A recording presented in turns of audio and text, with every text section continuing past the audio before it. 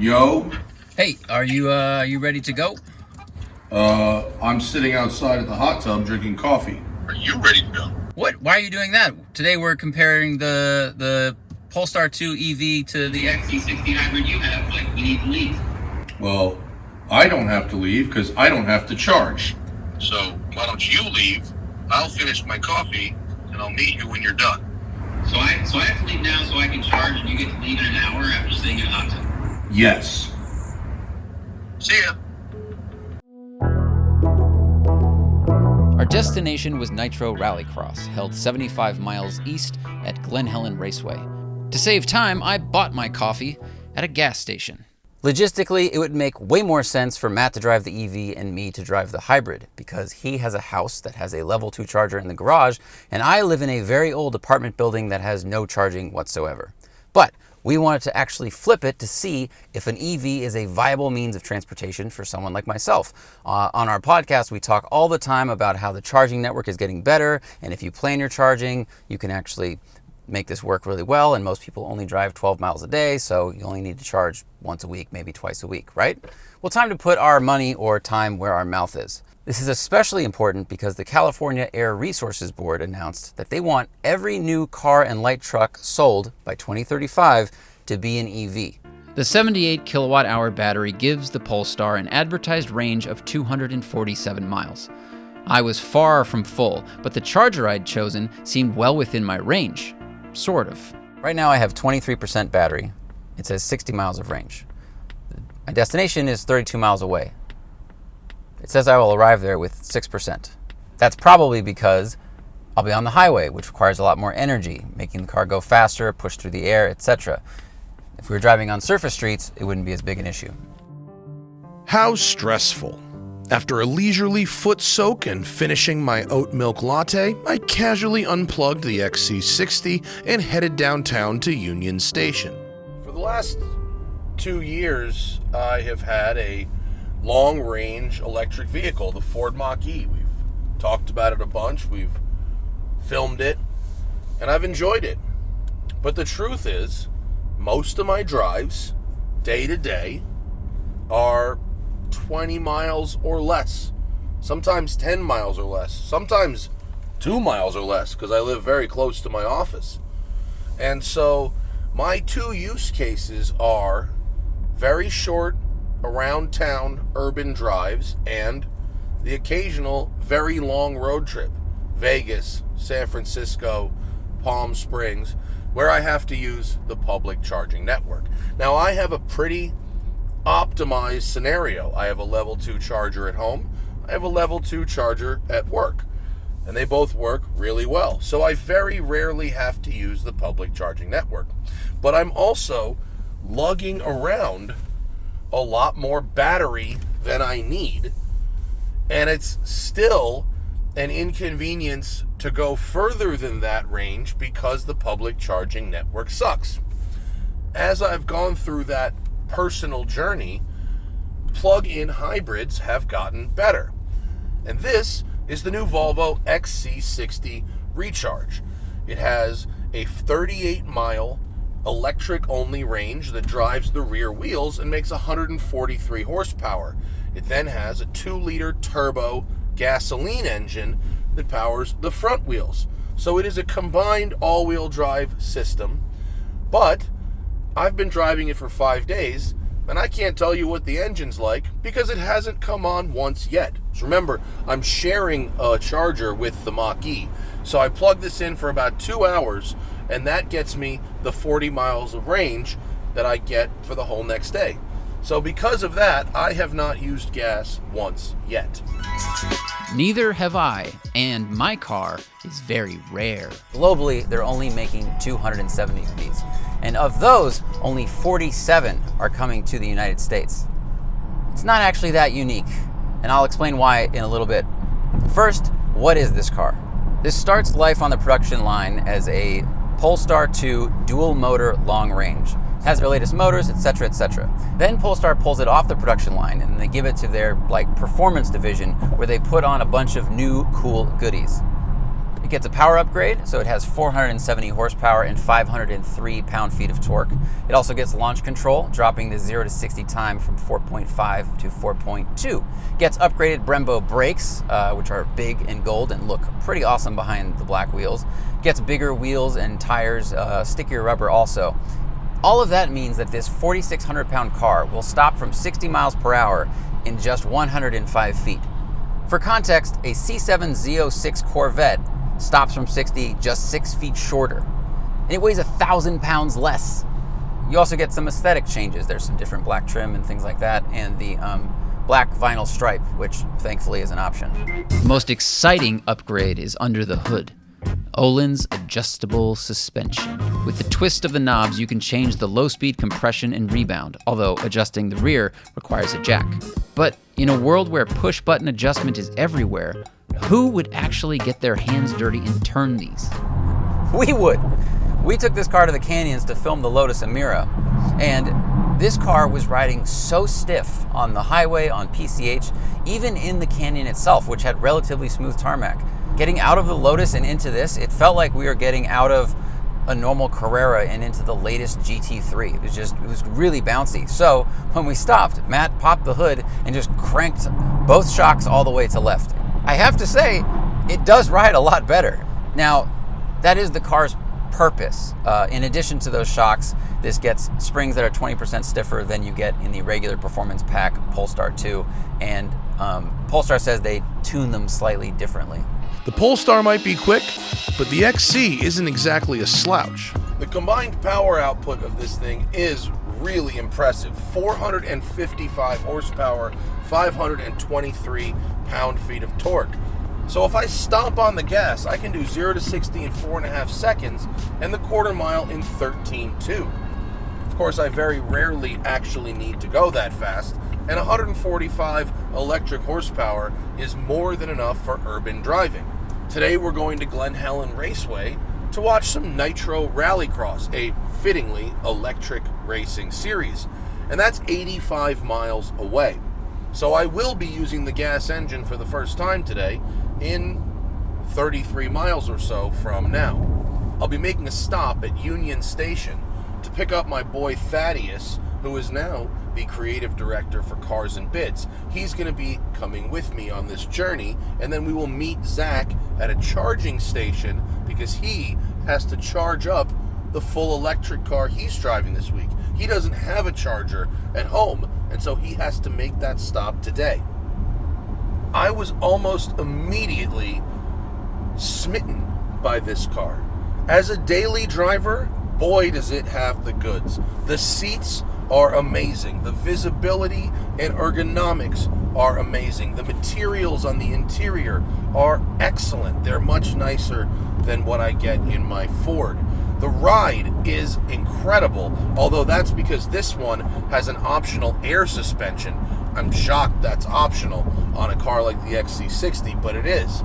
It's overall really, really a nice thing, but it's kind of expensive.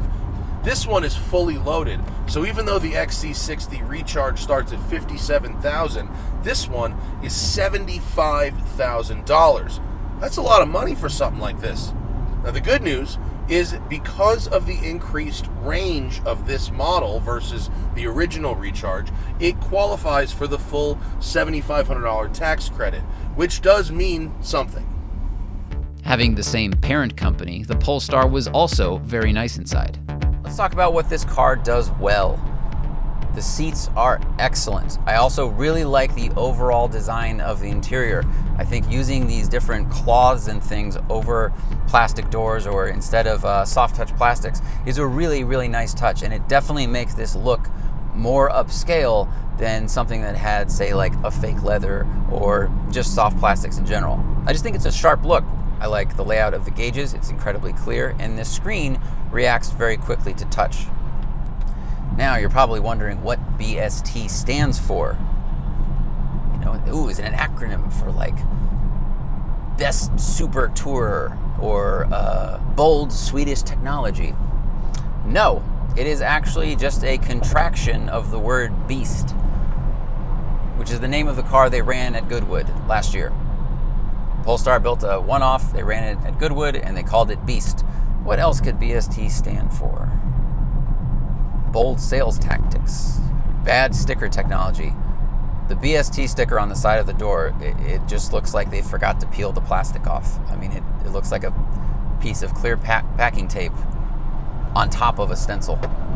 Big silly tires. I could use a little bit more sidewall here. Brittle shock tuning. Until Matt fixed it. Enough about the cars themselves. The mission is to discuss EVs versus plug-in hybrids because it's a decision we all might have to make sooner rather than later. The government, especially here where I live in California, wants to phase out the sale of internal combustion engines to regular people. And to be honest, I understand where they're coming from. We want clean air. We want fewer tailpipe emissions. It's a hot button issue. But the more I learn about how batteries are made and where the rare earth metals come from and what we might have to do to other countries, other populations, other groups of people, environmentally, it makes me nervous about Americans' appetite for ever expanding vehicle range. We don't really need 300-400 mile range of EVs. You don't see a lot of passenger cars around here with 50-gallon gas tanks, do you? No, because the infrastructure is such that if you can go 200 miles or so, or even 150 miles between fuel fill-ups, there will be a gas station to fill up, right?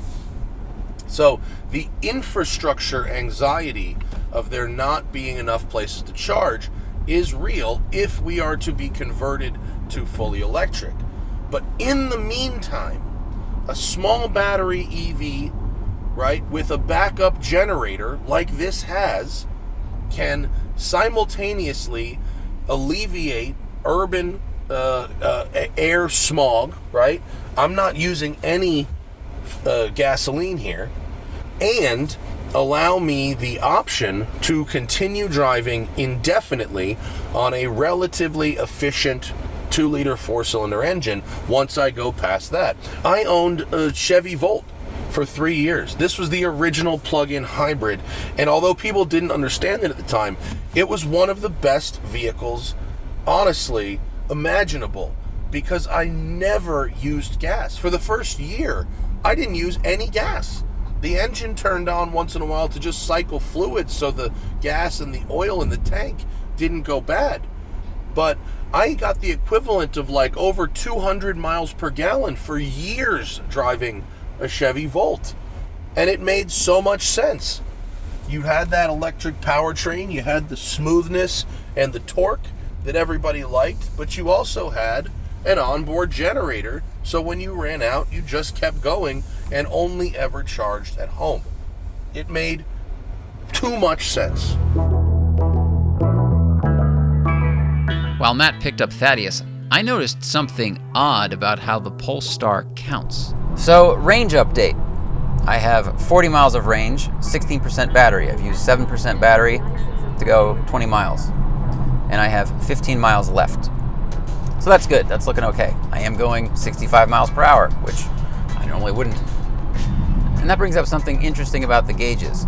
The range only goes down in increments of 5, same as the cruise control setting actually. So what's kind of stressful, at least right now, is I don't know if I have 40 miles of range left or 36. And if you were 4 miles away from, your nearest charging station, that's really important. Like if it jumped from 10 to 5, you could think you're at 10 and you have 8 miles to go, and suddenly you only have 5 miles of range left. I don't understand that, especially when all the other numbers next to it are going in increments of 1. Luckily, the numerology worked out for me. After finding one charger totally offline with a blank screen, I moved spots and swiped my Amex, which did not work at all. Thankfully, my Visa did, so I went to eat some chicken and wait. All right, we are in Baldwin Park, east of downtown, about to meet up with Mr. Klapman, where he has been charging his Polestar for 40 minutes or so.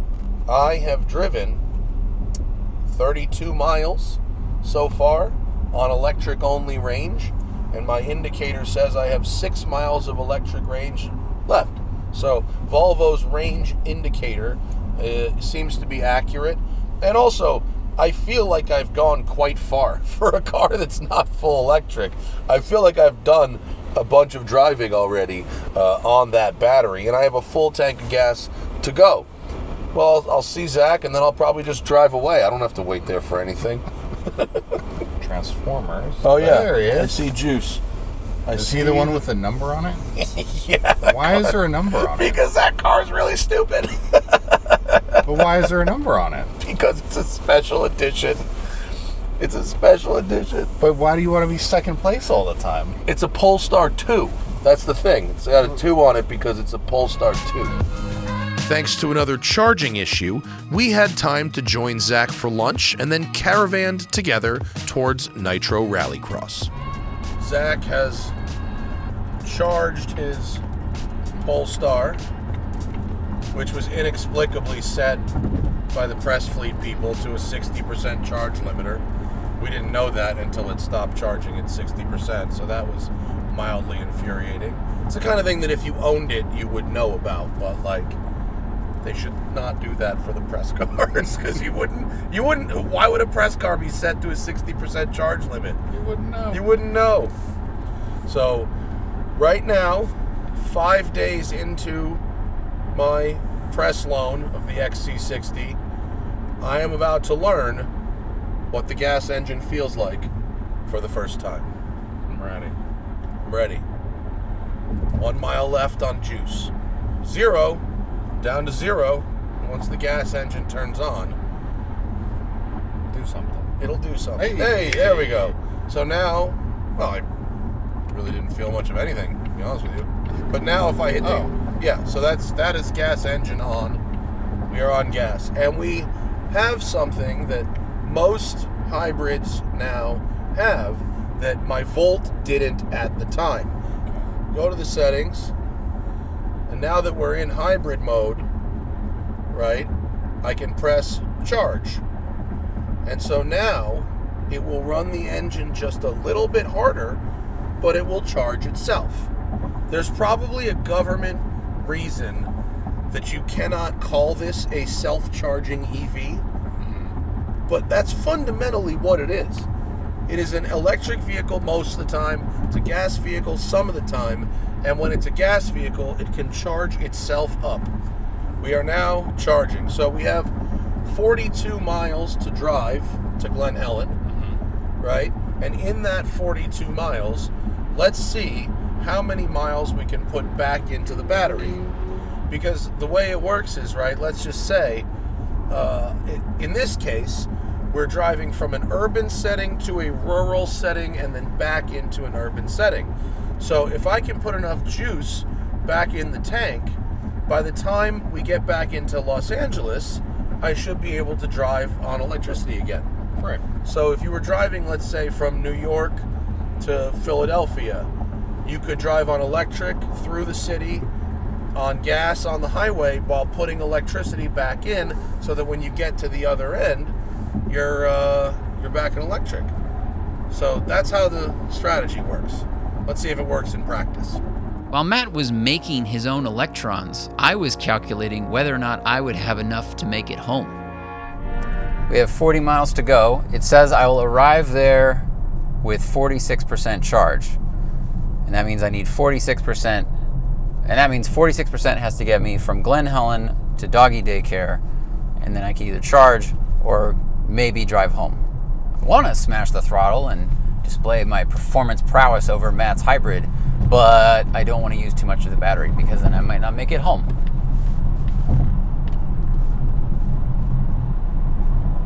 Okay, maybe just like a little bit. This is quick. The problem with this car is timing. For 2023, Polestar upgraded all the motors in all the cars. So now if you order a normal Polestar 2 with and add the performance pack, which is $5,500, you get 470 horsepower. You get the torque. And you get the Öhlins dampers, the Brembos, the wheels, the tires, everything. Like the only thing you don't get the 20% stiffer springs, and you don't get the special tuning, whatever that is. You even get launch control. As we approached our destination, we also arrived at similar conclusions. I feel like I'm really aligned with these small battery hybrids. I mean, a 13 kilowatt battery is a tenth of the size of what you get in a Rivian or a Lightning. You could build 10 Volvo XC60 Recharges for for one battery of a long-range heavy pickup truck, and like 16 of these for a Hummer, right? It's about a fifth the size of my Mach-E battery, so we could electrify more people's lifestyles. Hybrids are good because they give you options, and in life, most of the time, more options is better. Charge when you want, don't charge when you want. Great. It's just a more flexible situation. These hybrids, which can now do so many things, they give you a good electric range, they have good power, they can charge themselves, and they give you the flexibility to go anywhere at any time and not have to deal with the awful public charging network. I'm into it. The combination of performance and refinement with an EV is what makes it so appealing to enthusiasts. It can hurtle you down the road silently and effortlessly while offering, for the masses, a feeling that they're doing something good for the planet.